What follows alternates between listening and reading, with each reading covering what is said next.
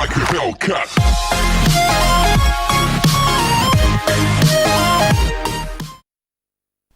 Hello and welcome back to the channel where once again it's time for another Saturn review. Thankfully my voice has recovered and I'm able to continue with my normal schedule. So today's game is the sequel to Street Fighter Alpha. It is Street Fighter Alpha 2. I thought this was definitely the right choice following on from my review of Street Fighter Alpha about a week and a half ago. And this is a prime example of what a sequel to a fighting game should be. It really picks up from where the first one left off, but it adds in every single dimension to the game to make it just such a fantastic sequel. So sit back, relax, and enjoy my review for Street Fighter Alpha 2.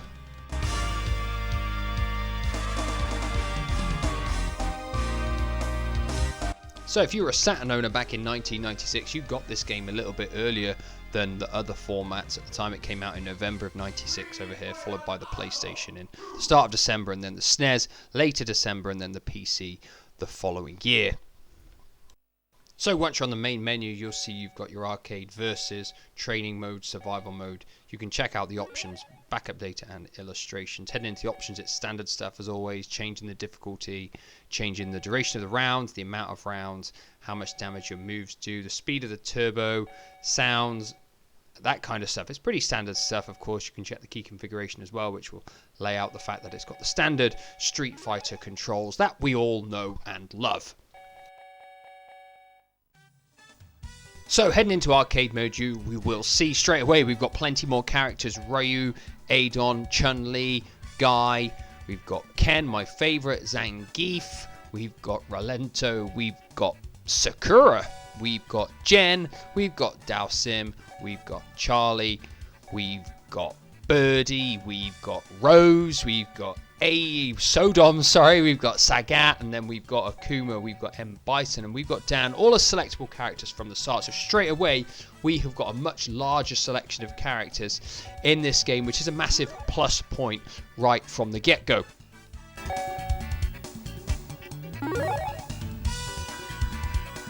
So the general gameplay flow is pretty standard Street Fighter stuff. You pick your character, you go through all 8 rounds and you try and complete the game with that character. It is tried and tested stuff, but like always with Street Fighter games, it works perfectly to a T.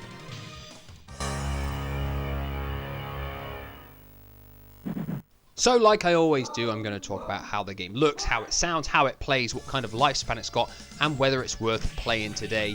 Visually, Street Fighter Alpha 2 looks really, really good. I cannot fault it in this department. It's a 2D fighting game and it holds up very well in this day and age. Just like the original, Alpha looks good. This one's better because the backgrounds have got more going on. They're more involved and there's more of them as well because there's more characters, more stages, more of everything really. So I can't really fault the aesthetics of the game. The super moves all look fantastic and the character models look great as well. There really isn't anything negative to say about the 2D graphics at all with Street Fighter Alpha 2.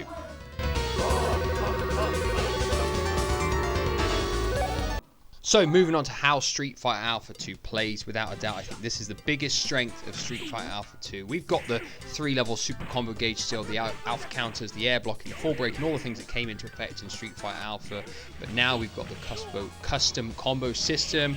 We've got 2 alpha counters as well now instead of one which can be activated with a kick, one with a punch, and we've got the standard control system. Of course, it's the same: light punch, medium punch, heavy punch, same with the kicks. It just works brilliantly. One thing I noticed as well with this game is that I found it easier to pull off special moves and the alpha moves in the game than the original game. Whether it's just because I'd had some practice with that one, or whether it's just because the gameplay of Street Fighter Alpha 2 is a little bit tighter and a little bit more accurate. I personally think it's this. I just think it plays a little bit better, and as a result, it is more enjoyable too. The first game was very enjoyable, like I said, but Street Fighter Alpha 2 plays just brilliantly in every way. I simply cannot put a fault on the way that the game plays because it plays so good. And if you've not played Street Fighter Alpha 2, I suggest that you go and give it a go because it is a blast. It's so enjoyable to play and it's much easier to pull off the moves, I feel, in this one than the original Street Fighter Alpha. I really haven't got anything bad to say about the way that Street Fighter Alpha 2 plays.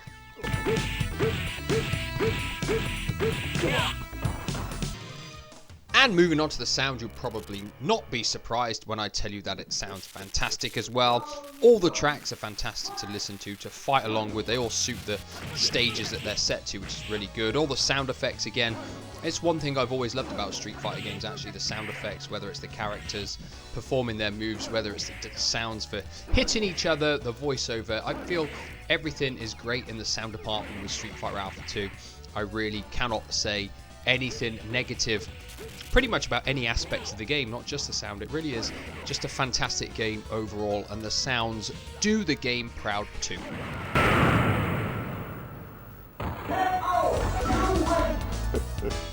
So moving on to the lifespan of the game, and thankfully the lifespan has improved quite a bit from the original Street Fighter Alpha, and that primarily comes from the fact there are far more characters to play through the game with, which means there's more moves to learn, which means there's more endings to see. It really does benefit the game massively. Obviously we've got 2-player mode as well, you've got your training mode, you've got a survival mode as well, so there is more content in the game on the whole. There's also an illustrations option on the main menu where you can go through and view a variety of art pieces related to the game as well. So that's just a nice little addition to the game. All in all, Street Fighter Alpha 2 has far more meat on the bones, and as such is a much better game for it.